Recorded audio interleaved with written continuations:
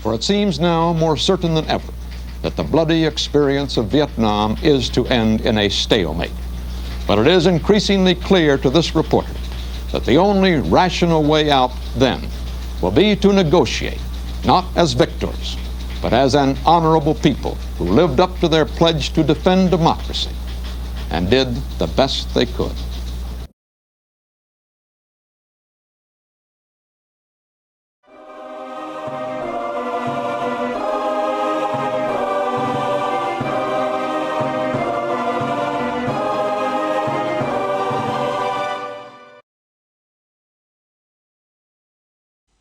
By 1967, the Vietnam War had begun to decline into a bitter stalemate between North Vietnamese forces and the United States-backed South Vietnamese. With the NVA and Viet Cong focusing their tactics around a guerrilla campaign which yielded very little strategic value, it was evident to its leaders that a new approach had to be taken if they were to win the war.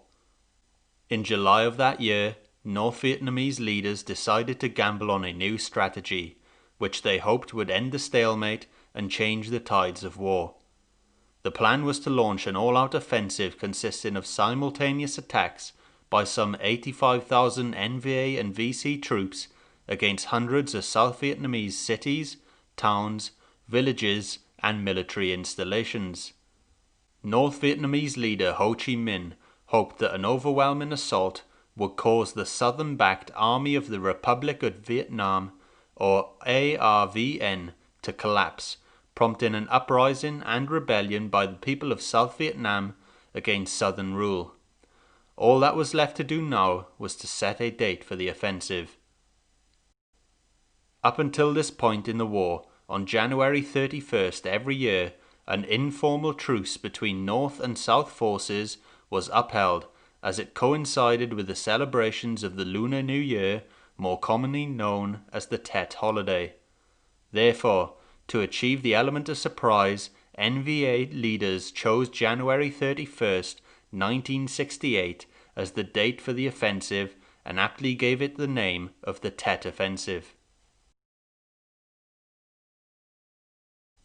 By December 1967, U.S. intelligence in the South Vietnamese capital of Saigon began to get reports of heavy activity along the Ho Chi Minh Trail, which the Viet Cong used to move troops and supplies into South Vietnam. These reports indicated that the NVA and VC forces were preparing for a major military offensive, but unaware of where it would come, the U.S. military failed to take decisive action. On January 21, 1968, NVA forces launched a tremendous artillery bombardment against the U.S. Marine forces garrisoned at the Khe Sanh combat base on the edge of the demilitarized zone. The bombardment and accompanying assault threatened the Marines' positions in the area, which promptly drew the attention of U.S. General Westmoreland away from the growing concern of a possible NVA offensive further south. With the attention focused on Khe Sanh, the remaining U.S. troops in South Vietnam prepared for the relatively peaceful period that the annual Tet holidays brought. However, in the small hours of the morning, on January 31st, U.S. troops stationed all over the country were violently awakened by the mass artillery bombardment from NVA and VC troops. As they scrambled for their weapons, they came under intense small arms fire from NVA troops storming the cities. By the early hours of the morning, NVA forces held portions of Saigon and 36 out of 44 provincial capitals of South Vietnam. In Saigon itself, the U.S. Embassy came under heavy assault by a Viet Cong platoon who successfully penetrated the embassy's courtyard before being wiped out. Further north, the ancient walled city of Hue, located on the Perfume River, saw some of the most horrifying combat of the entire war. Early in the occupation of Hue, VC soldiers rounded up and executed civil servants, religious leaders, teachers, and civilians whom they believed had connections with U.S. forces before dumping their bodies in mass graves. It would take U.S. and ARVN forces until February 24th to recapture the ancient city, by which point only some 7,000 of the 17,000 homes in the cities were left standing. Though the initial surprise attacks saw NVA and VC forces gain footholds in many regions throughout South Vietnam, they were eventually held off and driven back by US and ARVN forces. However, despite retaking much of the ground that was lost, the Tet Offensive was marked as a North Vietnamese victory and a turning point in the Vietnam War. For the first time, international news crews filmed the total carnage of the Tet Offensive and broadcast the footage around the world.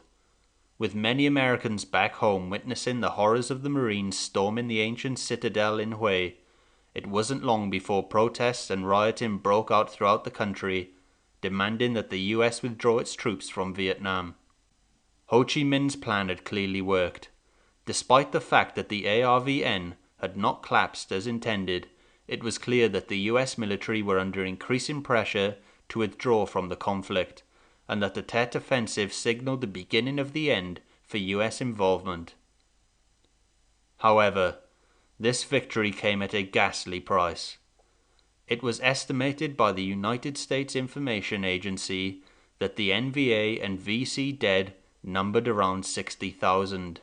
However, these numbers have been disputed since. In contrast to this, US and ARVN forces suffered 12,727 casualties, with some 2,600 of those being killed in action. Thanks for watching, and let me know in the comment section what are your thoughts on the Tet Offensive. Was it truly the turning point of the Vietnam War, or were the US military doomed to fail from the start?